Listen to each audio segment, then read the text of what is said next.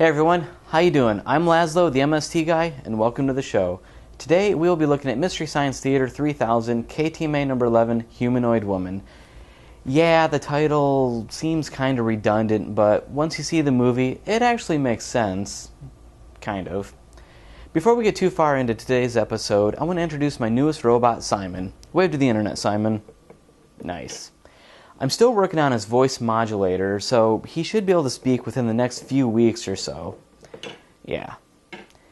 Today's episode begins with Dr. Forrester and Dr. Earhart staring at a full-size stand-up of Elvira. And then they give Joel a call. We've got to send him something really awful this week. What do you have? Well, I'd like to shake hands with the man who can think his way around this film. It's another Sandy Frank epic, this time from Czechoslovakia. Even Jolie's mother couldn't watch this thing. Let's see what the boy wonder is up to.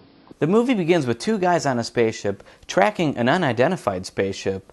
They board this ship and we are treated to some nifty weightless effects. Just by their skeletal structure alone. Or end tables. I saw bubbles. Gee, I wonder how they created those effects. Yeah. Anyway, as the two are searching the ship, they come across the sole survivor, Nia. Her. What a lovely singing voice. Yeah, you'd better get used to that sound. They use it extensively throughout the movie. Anyway, they take Nia back with them and hold a press conference where they reveal that she's actually a clone. Not knowing what to do with her, they take her back to Earth to live with his family. She kind of looks like Christopher Walken. Come here. This is your home. And here is your family. Holy shit! Did you see that robot? Let's see that again. Wow, Simon, it's good to see that robotics have come a long way since the 80s. To further emphasize the point that Nia is a clone and not human, we get this little bit of silliness. What a babe.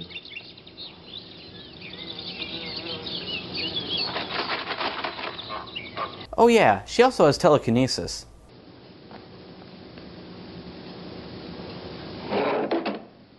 Okay, so we firmly established that Nia is not human, but a clone.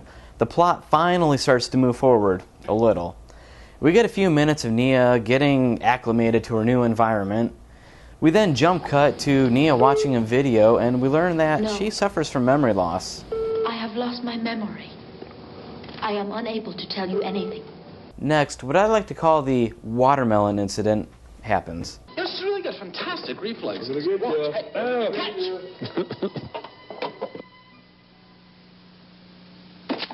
Thankfully, Hazel the robot comes in to clean up the mess. Oh, what a mess. Up the hatch.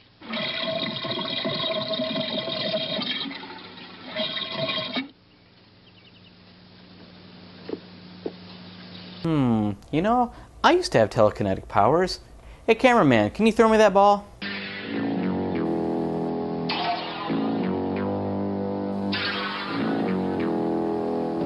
With the watermelon cleaned up, we take a break from the movie.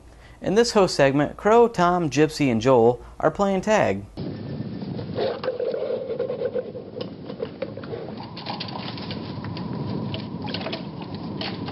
You're it, Joel. I got you.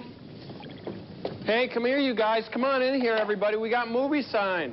When we come back into the movie, Nia is being musically analyzed.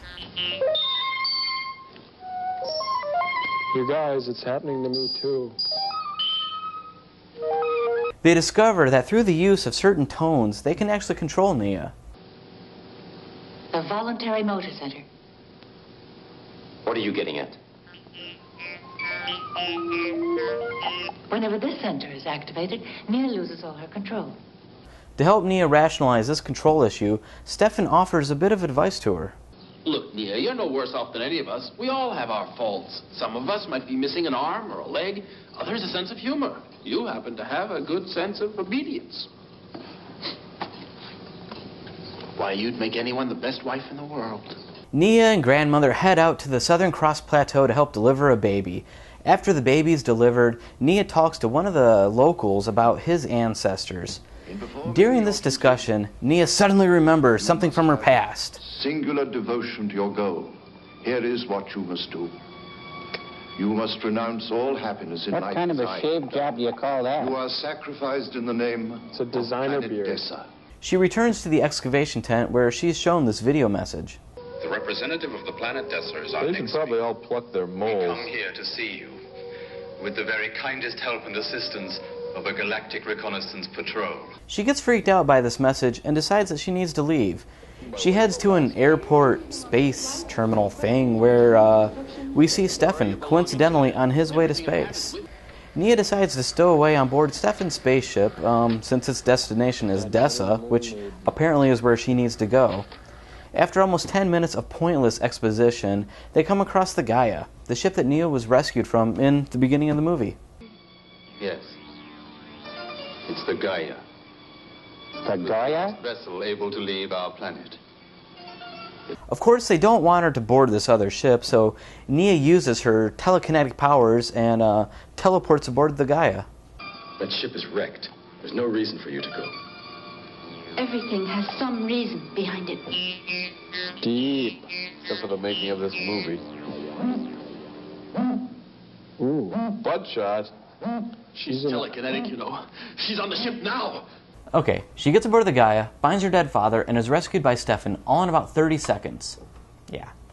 Stefan takes her back aboard his ship, and they revive her, and she declares, And Barry. I'm free now. she may be free, but we're only about halfway through the movie. Once she's awake, she's questioned by this guy. Now then, can you tell me what happened on board?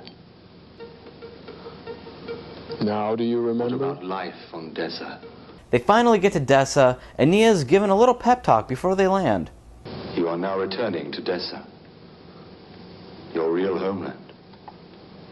However, there'll be no one there to greet you. You have but one friend on all of planet Dessa. One? Yes, me.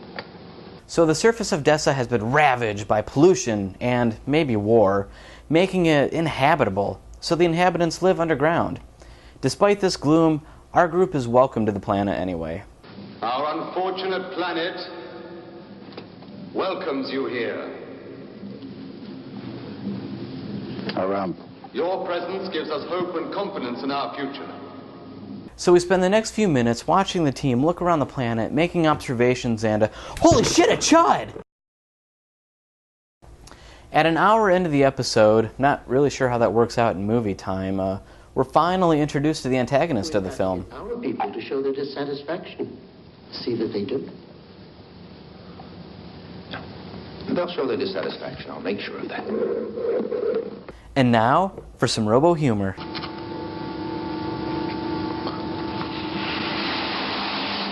Don't overinflate. Thank you. They've knocked the wind out of me. I was only joking. 7. The team from Earth uses their ship, the Astra, to bring Dessa back to life. We're ready, Astra. You can start now.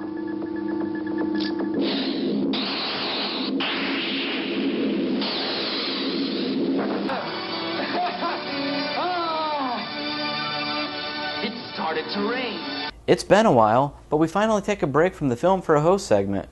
During this host segment, Servo falls in love with Joel's blender. Pardon me, I know I might be coming on a little bit strong, but I love your lines. You've got classic features. Crush, grate, chop, puree. Baby, you've got it all. And a lovely singing voice, too. Baby, you do got it all. Joel, I'm in love. What do you mean, Servo? Joel, my God, man, you've defiled my honor. Nobody drinks from my gal. The gauntlet's been thrown. Hey, Servo, it's a blender. Simon, you'd never fall in love with a blender, would you? No, you're kind of more of a dishwasher, espresso machine, right? Yeah, that's what I figured. With the planet restored, Nia's looking for the meaning of her life.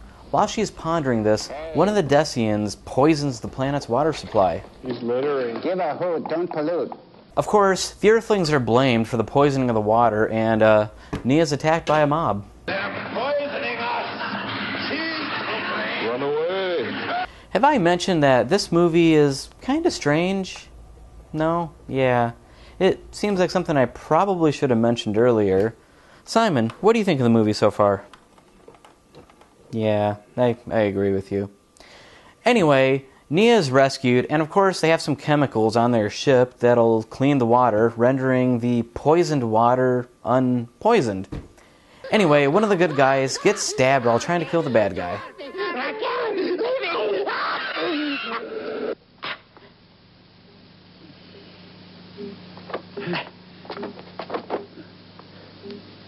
Get him out of here. The bad guys call Nia and ask her to go to the house where she was born when we take a break for another host segment.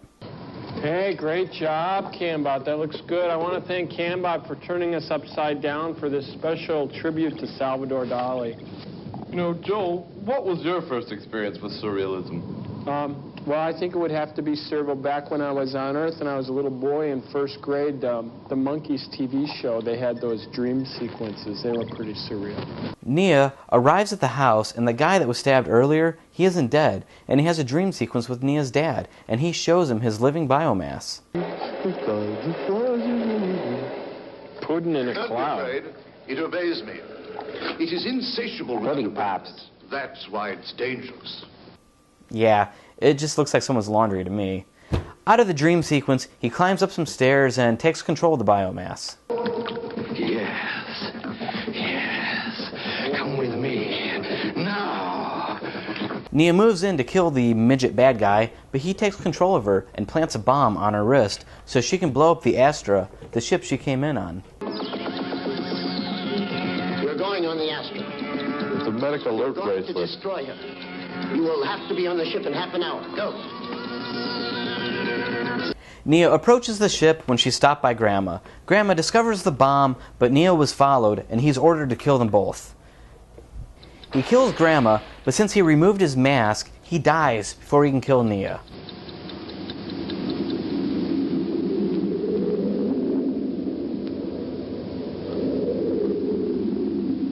What, he killed the scenery? Nia breaks the control that the bad guys have over her and removes the bomb.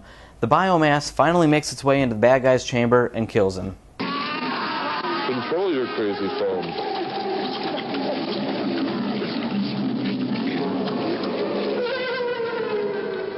The biomass spills out onto the surface of the planet, and Nia uses her powers to push it back. In the end, she ends up sacrificing herself to save her comrades. I think. Back on the bridge of the Satellite of Love, Joel wraps up the episode. Such a macho guy. Thanks for all your calls. All the people who have called in, we really appreciate it. You know, Joel, Yeah? were you ever a big Village People fan? Me? No, just for about half a second, and then I realized what was going on. And so ends Mystery Science Theater 3000 KTMA number 11, Humanoid Woman. I gotta admit, the first time I watched this episode, I was really confused. The movie, it just seemed to be all over the place, and to be honest, I just wasn't really impressed with it. The second time I watched it, however, I paid a lot more attention to the plot, and I actually enjoyed it a lot more. The Russian-made Humanoid Woman was released in 1982, and a new, restored version was released in 2001. According to IMDb, the original version of the film ran 148 minutes. I would really like to see what they had to cut to fit the movie on MST, but unfortunately, it doesn't look like the movie's out on DVD just yet. Overall, this was another good episode. If you haven't seen it, head over to dapcentral.org and download it. In my next episode, I'll be looking at Mystery Science Theater 3000 KTMA number 12, Fugitive Alien. Anyway, if you have any questions or comments, you can email me at lazlowmstguy@gmail.com or head over to lateoffproductions.com and check out Zombie Chick Reviews or some of our other projects. I'm also on Twitter now, at Lazlow3. So until next time, I'm Lazlow, the MST Guy, and I'm your host for all things Mystery Science Theater 3000. Wave goodbye, Simon. Alright, see you, everybody.